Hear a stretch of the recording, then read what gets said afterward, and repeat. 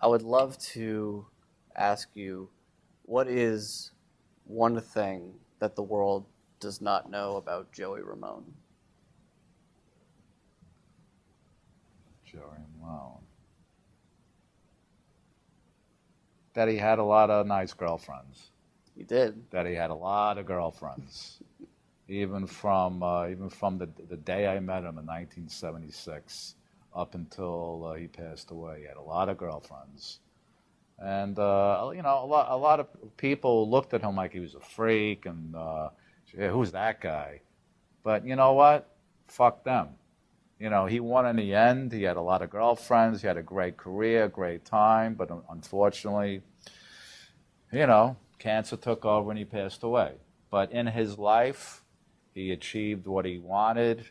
Let's face it, he was never going to be a Wall Street investor or a banker or a doctor or a lawyer. He was going to be what his destiny called. And that was a front man for one of the greatest bands of all time.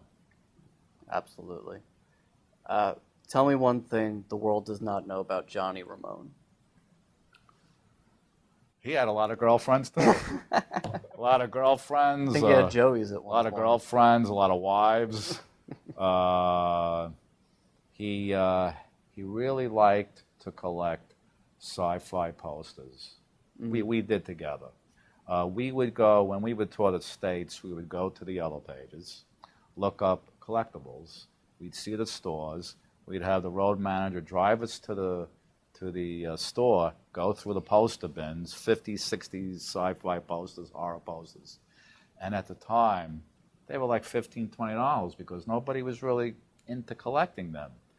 Then a couple of years later, that same poster that was $20 would be $300, $400.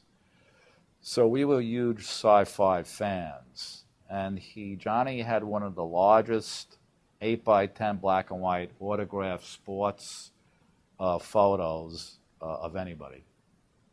So a little info there about Johnny. Right.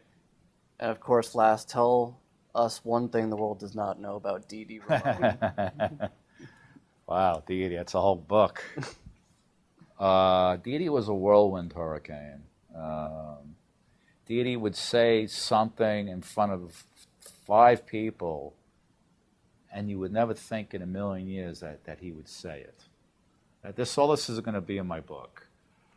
There were a few incidences that happened that I was stunned. And he was very unpredictable. But the best songwriter we ever had. He wrote Pet Sematary in 40 minutes. Stephen King gave him the book. We were there and eating with him in his place in Maine. Maine, right?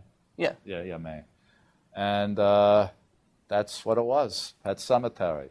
I mean, the guy had a very vivid, childlike imagination. When you read his books, you see that his biographies about him and his writing, I'm not saying truthful, they're just colored with a lot of exaggeration, which makes him a great songwriter.